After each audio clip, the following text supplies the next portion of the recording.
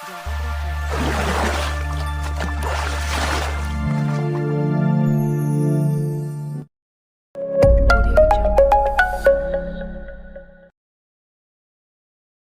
warahmatullahi wabarakatuh.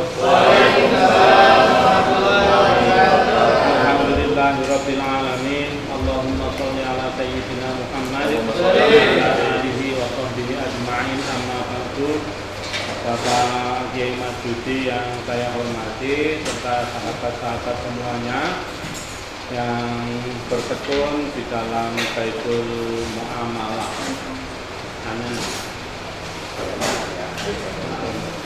BMA Al-Hikmah. Dalam keadaan sehat walafiat saya bisa bertemu Anda semua ya, dengan penuh harap kita semua dapat selalu bersyukur kepada Allah Subhanahu wa taala atas semua anugerah yang kita terima. Senang sekali bisa bertemu dengan Anda semua ya, di kantor BMA ini. Tadi saya juga sempat tengok kantor BMA yang Gunduran itu ya, sudah depan kosong tutup ya karena hari Ahad ini ya. Saya tadi juga batin-batin ini sampai depan situ udah tutup gitu. Nah, itu orangnya pada kemana gitu. Kalau RAT biasanya berlangsung berapa jam? 4 jam selesai gitu.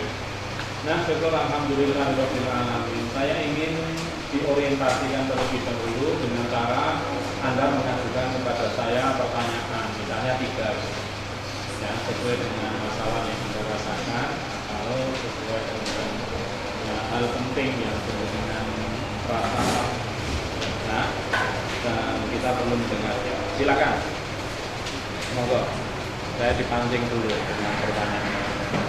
Silakan. Satu, namanya siapa? Ya. Silakan.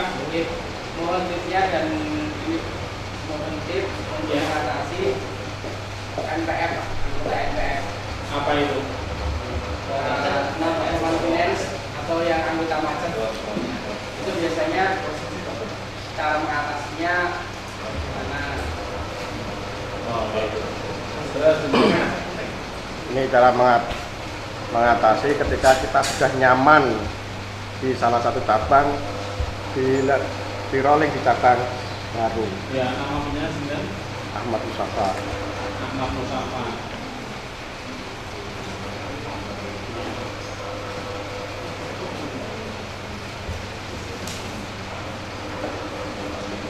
Ada lagi? Ada lagi? Mbak, Mudiko, monggo. Silakan.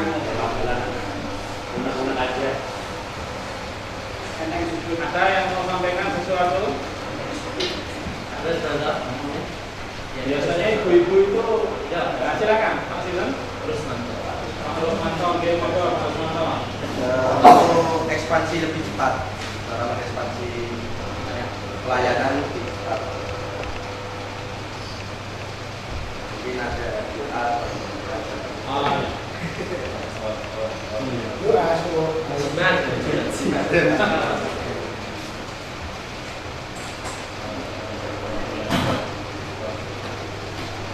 Saya senang sekali mengetahui apa yang penjenengan rasakan bergabung dengan BMA. Dari Mas Supri, Mas Musafa, dan juga Mas Rusmanto.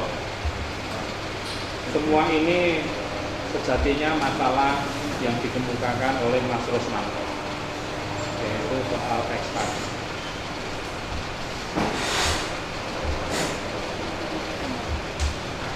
Orang hidup itu biasanya memiliki gambaran-gambaran.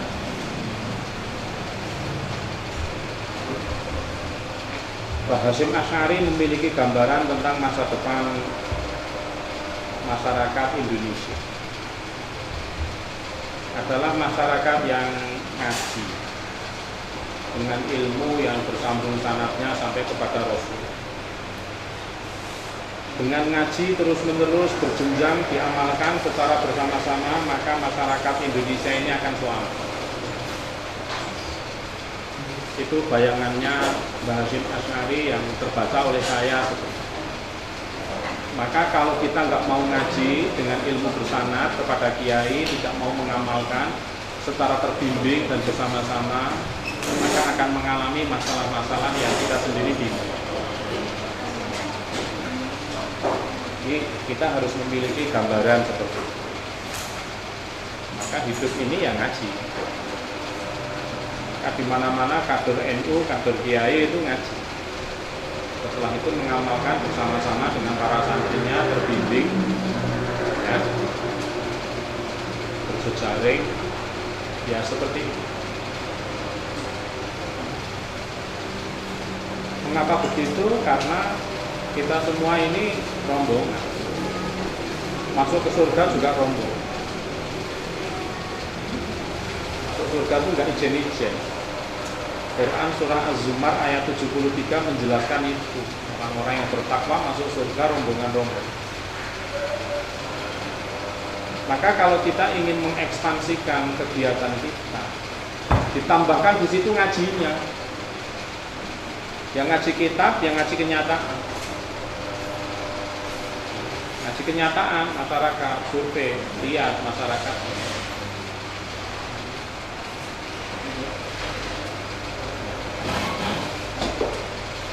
Bagaimana cara orang paling miskin itu bertahan hidup? Apa kekayaan mereka? Itu menjadi pertanyaan pokok. Terus bagaimana caranya agar produk sepeda motor dari suatu pabrik itu bisa laku di situ? Maka dibuatlah yang namanya leasing. Di BMA ini mungkin namanya Bek Taman Ajil. Iya, namanya murabakah. Bisa jadi murabakah. Itu cara untuk memenuhi kebutuhan masyarakat. Yang dibaca apa? Kebutuhan masyarakat. Dulu ketika kita mondok di pondok pesantren, kita ngajinya ana papat ilmu sing ndadekke menungso iku dadi mulya uripe ana ing dunya. Siji ilmu cuaca, nomor loro ilmu kesehatan, nomor telu ilmu seni, nomor papat ilmu kebutuhane menungso. Dulu waktu ngaji kitab Al-Azkar An-Nawawiyah kan Pak Guru merangkat ya, Syekh Ibrahim Al-Khawas mengatakan 4 ilmu untuk menjaga kemuliaan dunia. Satu ilmu apa? Cuaca, iklim. Yang kedua?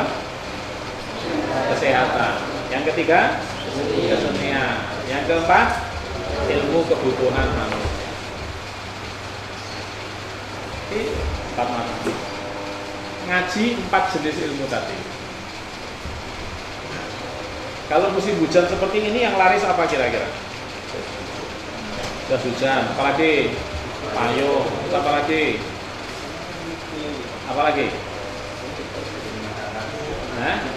ya makanan, gorengan, ya, minyak, sampai minyak, wah jadi bagian yang sangat dicari. Apalagi kalau musim hujan-hujan begini, warung kopi, apalagi bakso, apalagi jaket, apalagi bahan pertanian. nah, bahan-bahan pertanian. Terus apa lagi? Ini habis panen atau sudah panen ini masyarakat? Selesai panen dan sekarang nanam ya? Memang mudah ditebak kalau di masa hujan ya, itu petani itu berada di titik nadir. Di titik nadir yang paling rendah. Karena apa? Cadangannya sudah habis, harus keluar biaya untuk nanam, mengolah lahan dan seterusnya. Ini kehidupan petani musim hujan. Maka muncul kemudian kredit macet, pinjaman yang seret karena cuacanya. Karena cuaca. Ya. Sementara di sisi lain ada yang merasakan kenyamanan di cabang. Ada yang ngerasake pusing karena adanya pinjaman yang macet. Di sisi lain ada yang merasakan masalah dengan kenyamanannya. Ya seperti itu. Ngatasinya bagaimana? Dengan ngaji. Ya, dengan ngaji.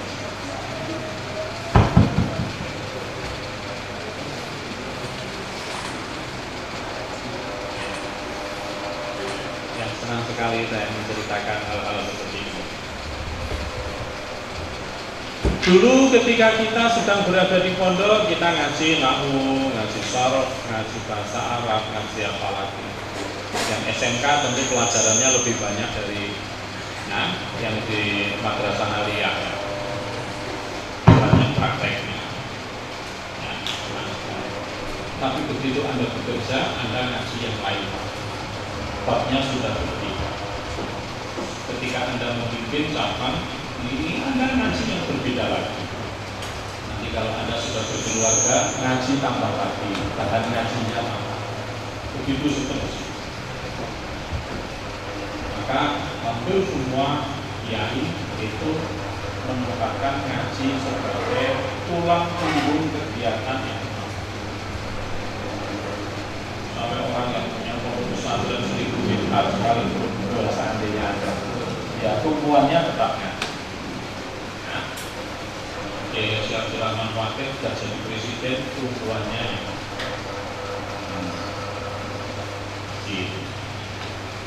Nah, sekarang yang kedua yang ingin saya sampaikan, penjenengan mungkin memiliki amsil, memiliki gambaran yang akan penjenengan pakai untuk menjalani kegiatan penjenengan sehari-hari.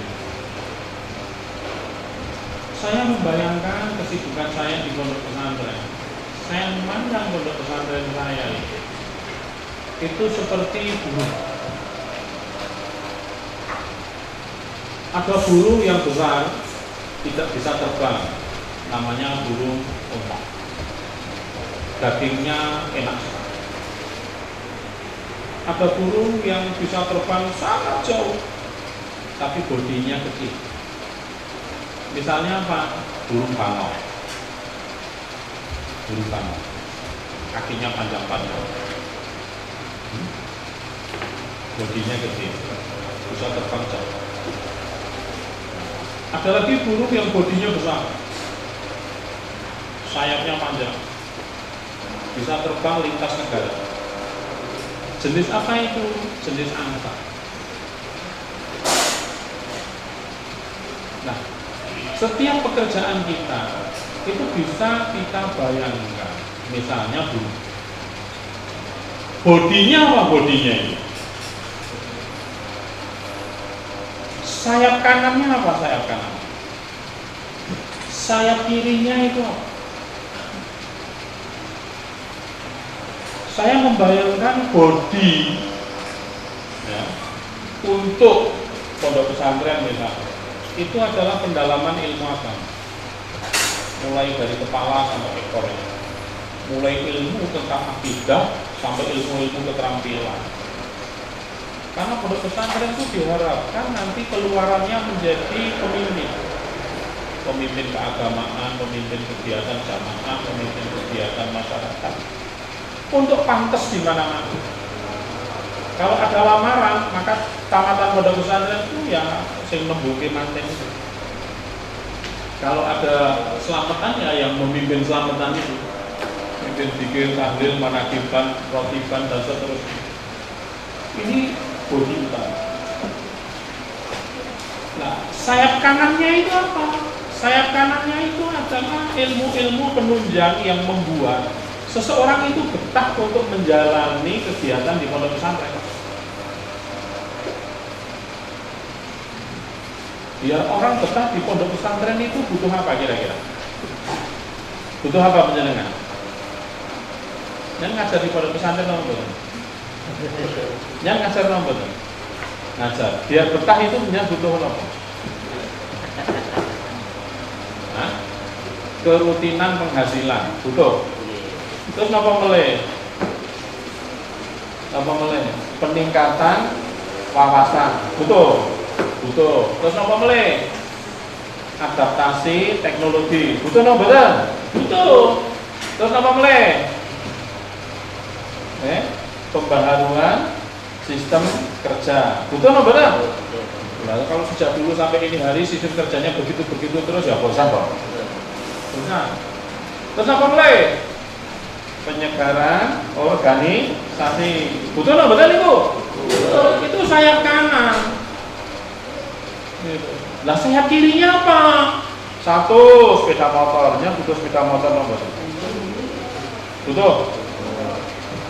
Kamar nopo omah sing sakniki dibutuhke. Kalau lihat kamar, sakniki omah. Rumah dibutuhke. Iki sayap kiri. Terus nopo meleh sing dibutuhke? Mobil, butuh mobil. Wah, wis butuh mobil. Terus nopo meleh sing dibutuhke? Guru pondok. Terus nopo meleh sing dibutuhke? Sarana prasarana, televisi butuh. Televisi kalah WA. Kalah WA. Terus napa mulai sing dibutuhke internet wifi? Nggih. Butuh. Terus napa mulai sing dibutuhke mesin cuci butuh napa to? Iki Oh butuh.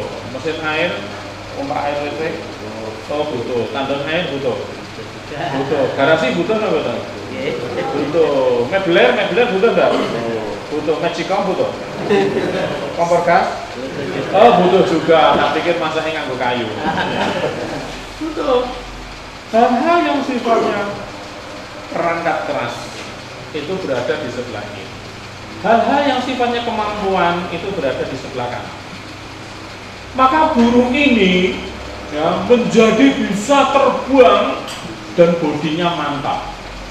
Nah, BMA juga penjenengan bayangkan seperti itu. Bodinya apa? Sayap kanannya itu apa yang berkaitan dengan penyegaran wawasan ilmu, yang berkaitan dengan cara kerja yang baru, ya penyegaran organisasi, terus apalagi tambah wawasan, tambah keterampilan, butuh melihat cara yang baru.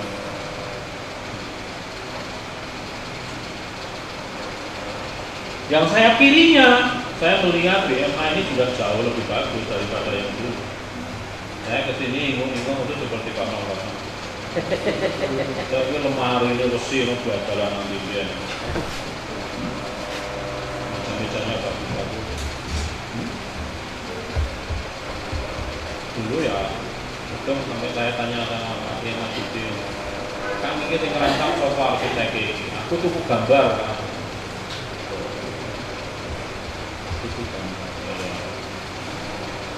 Modelnya seperti ini, seolah-olah seperti pump. Wah, seperti pump. Ini sisi kiri. Nah, itu perangkat-perangkat. Nah, dan itu harus imbang antara sayap kanan dan sayap kiri.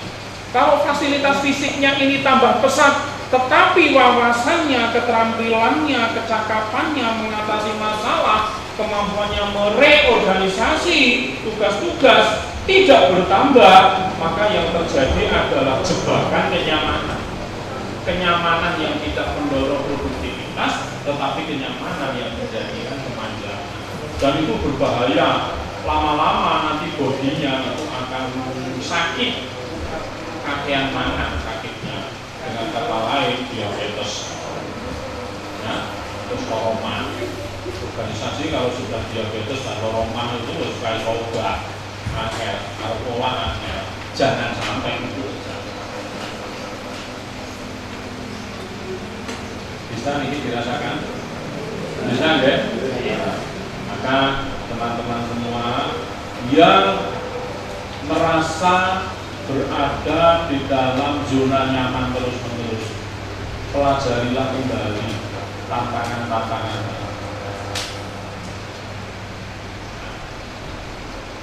Pelajari kembali target-target baru, model baru untuk menaikkan kelas usaha kita, kelas bisnis kita, kelas mata pencaharian. Dulu saya umur 18 tahun diminta ikut mentoring guru di Aliyah. Lulus madrasah Aliyah, saya mengajar fisika dan biologi di SMP Al-Mu'ayyin. Fisika kelas 1, biologi kelas 3. Saya minta kepada kepala madrasah, minta fasilitas mentor. Mentor saya Profesor Azhari. Setiap satuan pelajaran saya menghadap kepada beliau. Akhirnya beliau mengangkat asisten adiknya sendiri, Pak Isbani. Bayangkan tamat madrasah aliyah ngajar SMP. Kalau tamat SD ngajar TK, tamat TK ngajar PAUD.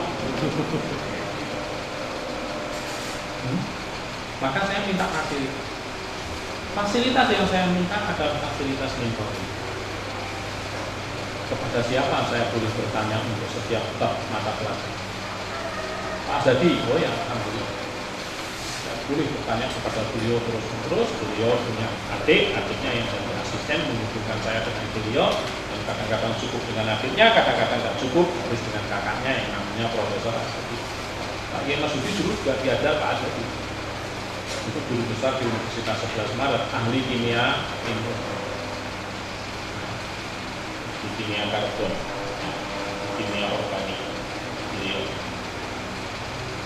contoh seperti itu. Setelah itu nggak lama kemudian saya jadi wali kelas. Maka saya minta fasilitas kepada kepala sekolah. Kalau saya jadi wali kelas, saya baca apa yang ada di madrasah ini untuk memudahkan pekerjaan saya sebagai wali kelas. Diberi pedoman-pedoman. Dan mulai diutus untuk mengikuti pertemuan-pertemuan profesi.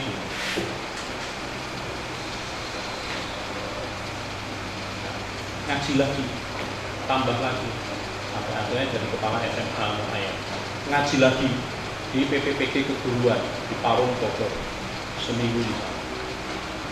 TTPL saya ditandatangani oleh Dirjen Bidang. Berkembang lagi, Pak. Setelah itu mengelola pesantren mahasiswa. Saya minta lagi kesempatan untuk meningkatkan wawasan saya, kemampuan saya mengelola pesantren mahasiswa. Ikut pendidikan lanjut. Ya, saya pendidikan ulama yang selesai ambil S2. Ya, di Universitas Negeri Jakarta. Itu hal yang menyertai kegiatan utama. Yang sebelah kiri saya tidak terlalu menuntut. Akhirnya bisa beli rumah, kemana-mana naik Vespa sampai Kendari. Sekarang juga naik mobil yang antik itu, ya menikmati saja. Bagi saya, selama fungsi pokok ini masih bisa berjalan, saya bisa terbang kemana-mana, sayap kanan dan kiri itu imbang, ya, bisa memenuhi kebutuhan untuk bepergian ke beberapa negara sesuai dengan agenda saya, cukup. Sama dengan penjenengan itu. Maka ada hal-hal yang sangat penting dan Anda mungkin tidak suka mendengarnya. Jangan hidup terus berhemat. Ubah kebiasaan konsumsi kita. Jangan suka begadang. Ada kata-kata di Pantura ini yang saya kaget mendengarnya. Ya, mudah-mudahan tidak pernah terjadi kepada kita dan sang anak turun kita. Kere larasan. Pernah dengar? Kere. Masa aku tunggu toko Kiai Pantura. Kere larasan. Enggak punya tetapi ingin hidup nyaman. Wah, itu habis-habisan itu lagi. Akhirnya jual tanah, akhirnya jual sawah, akhirnya jual rumah, dan seterusnya. Akhirnya nggak punya apa-apa, hanya menuruti keinginan hidupnya. Berbahaya sekali.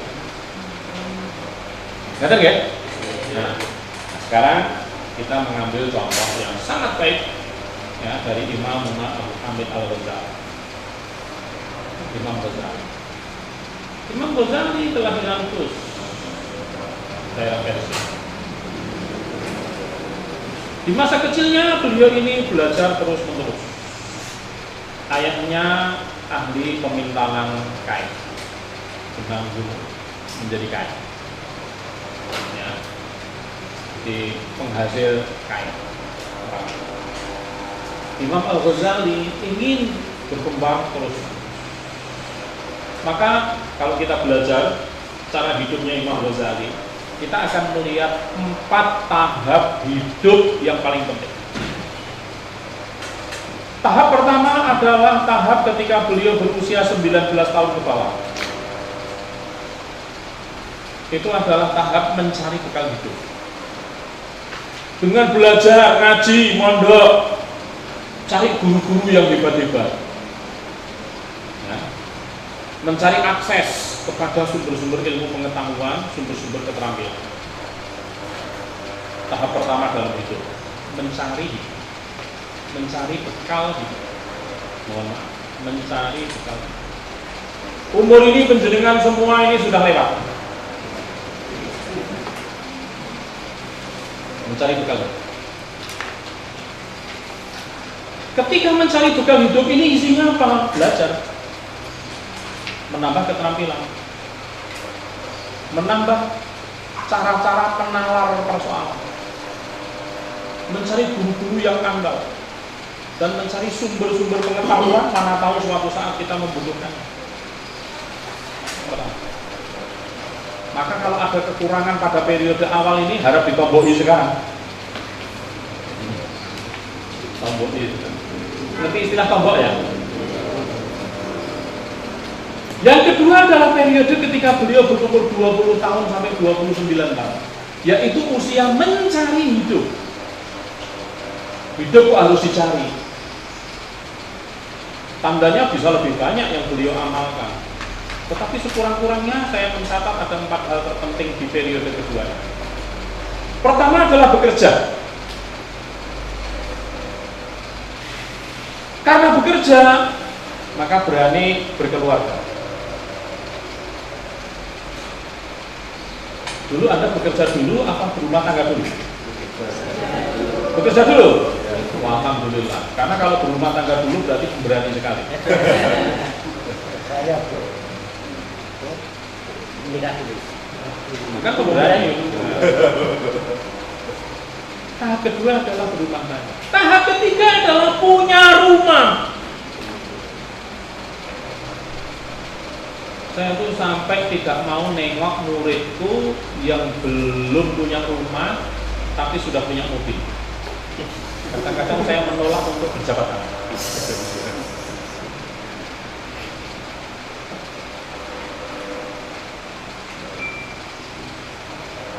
Jadi sengaja datang ke pondok, sengaja saya pergi. Itu kesalahan fatal menurut saya. Punya rumah. Setelah punya rumah, maka kemudian ia menegaskan, ia itu hidup dengan sebutan apa? Apakah guru, apakah kiai, apakah wirausahawan, apakah petani? Tempat yang jelas di dalam profesi dan vokasi. Vokasi itu ada tarifnya, vokasi tidak ada tarifnya. Khotib Jumat tidak ada tarifnya, kiai pesantren tidak ada tarifnya. Sama-sama butuh keahlian, sama-sama ada pertanggungjawaban keilmuan, sama-sama ada kesejawatan, sama-sama memajukan kehidupan, tetapi profesi ditekuni untuk gantungan hidup dan vokasi ditekuni sebagai panggilan. Jelas sebutannya itu. Tahap ketiga hidupnya Imam Ghazali dimulai dari umur 30 tahun.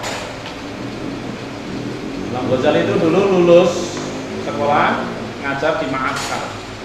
Ma'askar itu sekolahan calon tentara, calon polisi. Sampai usia 29 tahun. Usia 30 tahun beliau dipindah ke Universitas Nizamiyah. Mulailah babak baru kehidupan beliau sebagai dosen. Maka periode ketiga ini saya memberi nama metode periode menata hidup. Pertama mencari bekal hidup, kedua mencari hidup, yang ketiga menata hidup. Tandanya saya melihat hal terpentingnya adalah punya jabatan.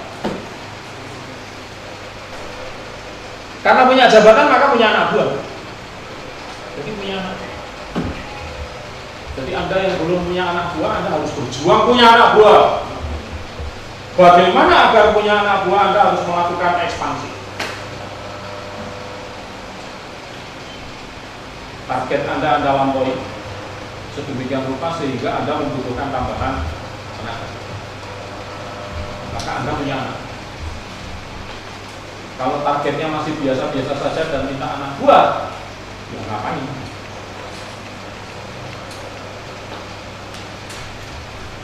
Karena punya anak buah, maka memiliki akses yang lebih besar untuk ikut menentukan cara kerja di grup Anda. Karena Anda punya anak. Anda jadi memikirkan strategi. Sama dengan Imam Ghazali, punya jabatan di kampus. Dia memiliki akses untuk ikut mereorganisasi ya, kegiatan-kegiatan agar tercapai target.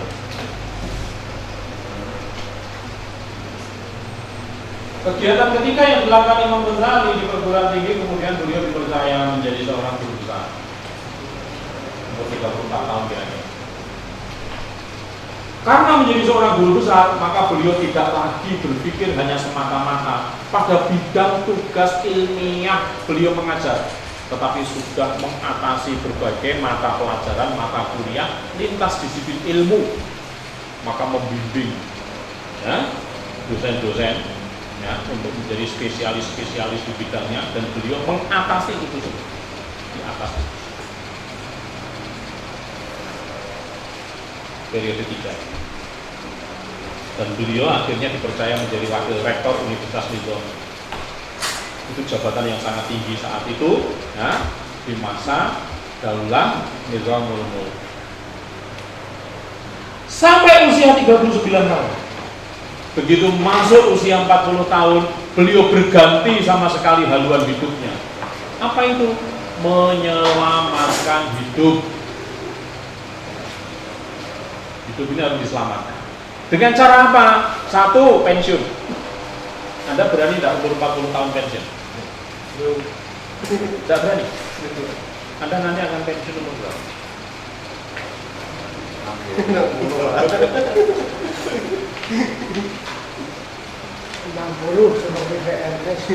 Pensiun. Kamu cari. Yang kedua apa? Pulang kembali ke desanya untuk mengembangkan kearifan-kearifan agar ada yang meneruskan kebaikan beliau. Beliau kemudian bercocok tanam, berintis pertanian, anti kezaliman. Beliau meletak dasar pertanian organik itu. Baca nanti kitab-kitab Rosail Al-Ghazali. Bagus banget buku itu, kecil tipis.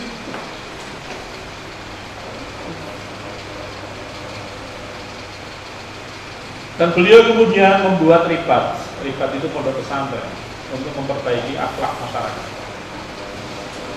Dan tugas beliau yang keempat setelah beliau pensiun adalah mengkader para calon kiai, mengkader pengemban urusan umat agar sepeninggal beliau muncul generasi-generasi penerusnya.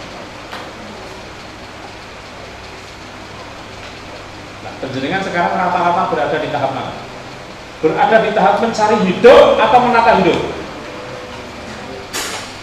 Siapa yang berada di tahap mencari hidup? Jadi dirunggu anak buah. Bisa Pak? Coba tunjukkan tangan. Gak usah malu. Jadi dirunggu anak buah. Nah, dirunggu anak buah berarti jadi anak buah terus. Dikongkoni terus. Proses mencari. Mencari hidup. Kalau sudah mencari hidup, mantapkan di situ, segera pindah ke menata hidup. Menata hidup berarti punya anak. Tidak bisa tidak, pilihannya adalah mengekspansi usaha.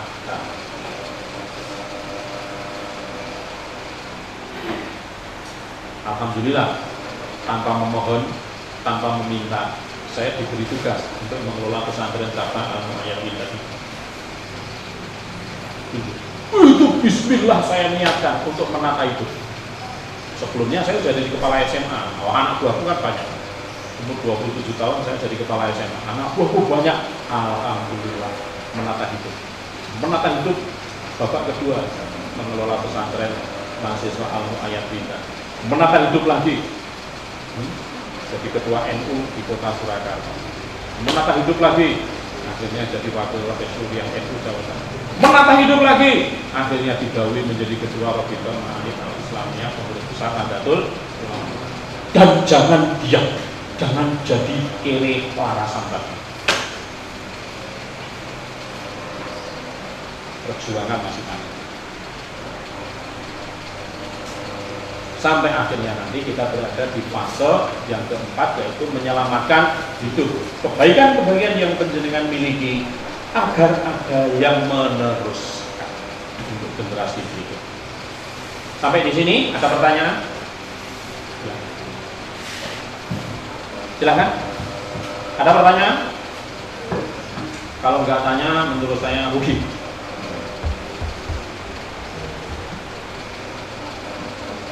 Ada pertanyaan? Silakan. Tadi disebutkan antara sayap kanan, antara sayap kiri. Ya. Otomatis kalau anggapan kita kan sayap yang lebih penting kan sayap kanan. Ya. Tapi kita kadang ketika memikirkan sayap kanan, kita lengah sayap kiri. Biar seimbang itu caranya gimana itu? Caranya itu kembalikan ke tengah. Body ya. Iya, untuk apa? Gitu kan? Karena tugasnya saya adalah membantu body. Setuju? Ada lagi?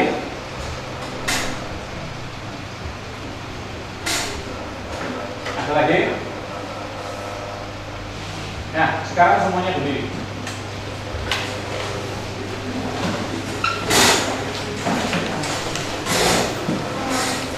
Kalau pagi hari sangat dingin, kita kadang-kadang menyimpan telapak tangan kita itu ke dada kanan dan kiri. Ya. Sekarang masukkan telapak tangan itu ke dada kanan dan kiri. Cepat. Yang siku kanannya di depan, ya, saya minta untuk duduk. Yang siku kirinya di depan saya minta tetap berdiri. Ya. Saya mau hitung berapa yang duduk, bagi masukin gitu.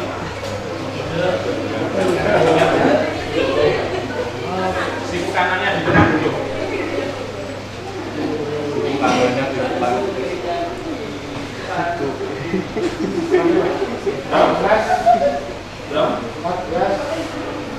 14.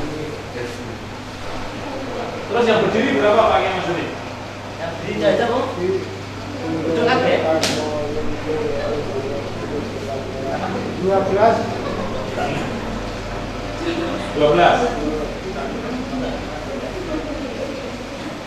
Sudah?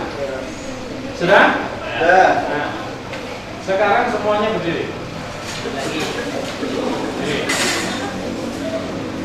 Sekarang tangguhkan jari-jari ke jari-jari. Cepat, cek. Padat. Yang jempol kanannya berada di atas, saya minta duduk.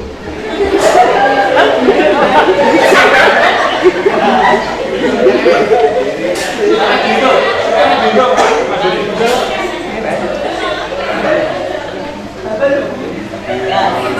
Yang duduk berapa sekarang?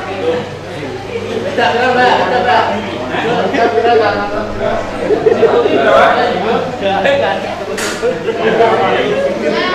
Sembilan. 11. Putra berapa? Putra putri 11. Berapa? Putra 2, 3, 4, 5, 6, 7, 8. 7 dengan 11 berarti 18 ya. 18 ya. 18. Ya, terima kasih. Sekarang semuanya berdiri. Yang berdiri berarti berapa? Kan ada 26 orang. 18 dikurangi 26 orang berarti berapa? Ada 8 ya? Ada 8. Oke, makasih. Hanya untuk gambaran. Sekarang Anda tangguhkan seperti tadi itu, jari-jari ke jari-jari. Cepat. Sekarang Anda pikirkan bagaimana caranya nanti mau dirubah. Yang kiri di atas jadi kanan di atas, yang kanan di atas jadi kiri di atas. Lepas. 1, 2, ya, cepet. Bagaimana rasanya? Ya enak. Ramena, janggal, tabrakan, gagal, ada yang gagal? Tabrak? Silakan duduk.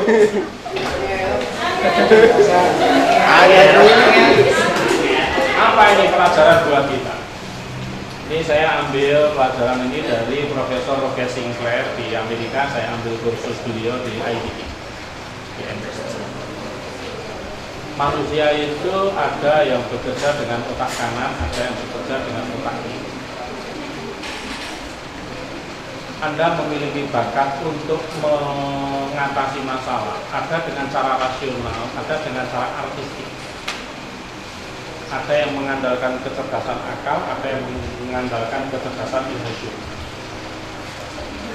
Sadarilah itu dan gunakanlah itu dengan sangat baik. Tapi jangan menganggap itu satu-satunya cara terbaik. Maka bermusyawarahlah dengan teman tim Anda. Setuju? Setuju? Anda kompak karena masuk surga bareng-bareng. Masuk neraka juga bareng-bareng. Maka hati-hati. Setuju ya? Yang kedua, mainan tadi itu ketika kita rubah. Manusia itu hidup di dalam kebiasaan itu. Kalau kebiasaan kita menghasilkan keterbelakangan, maka harus kita ubah kebiasaan itu. Kalau kebiasaan kita membuat diri kita tertinggal dari yang lain, maka kita harus menalar kebiasaan kita sendiri. Harus diubah. Begadangan, boros, rokokan, ngopi ngobrol tanpa tekok.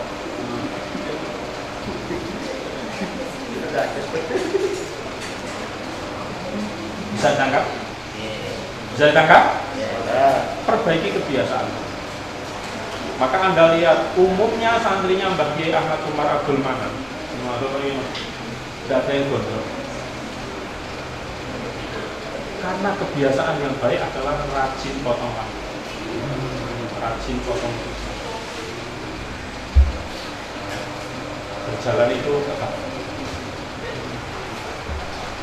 Nah, apapun perasaan kita, kalau sudah tiba waktunya berangkat, ya berangkat saja, nggak usah mikir perasaan. Aku mau rapat, tapi aku takut nanti aku mau dimarahi. Oh, berangkat apa tidak ya?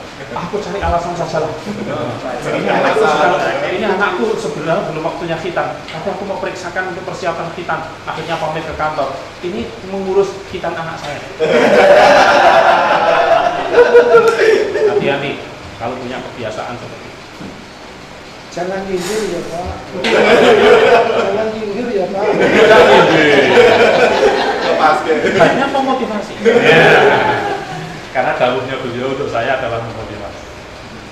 Apapun perasaan kita pada setiap hari, ya, tetaplah bergerak sesuai jalan. Apapun yang nanti akan kita. Setuju? Setuju. Hidup ini butuh mengubah kebiasaan, dan mengubah kebiasaan itu tidak mudah.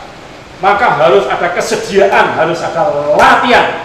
Bisa kanan, bisa kiri, seperti kebutuhan organisasi. Setuju? Setuju. Gimana Anda? Apakah sudah happy dengan ini? Sudah happy? Sekarang senang ya? Siap berubah? Siap. Sayap kanan siap bertambah? Siap. Sayap kiri siap bertambah? Siap. Tergantung keberhasilan menguatkan bodi tengah. Ya. Bodi tengahnya apa? Bisnis utama dari tiket. Sekian ya, terima kasih ya. Assalamualaikum warahmatullahi wabarakatuh. Lihat sekarang ya. Ayo foto cari nih. Ayo. Nah, foto. Aku udah tahu di mana ngatur fotonya.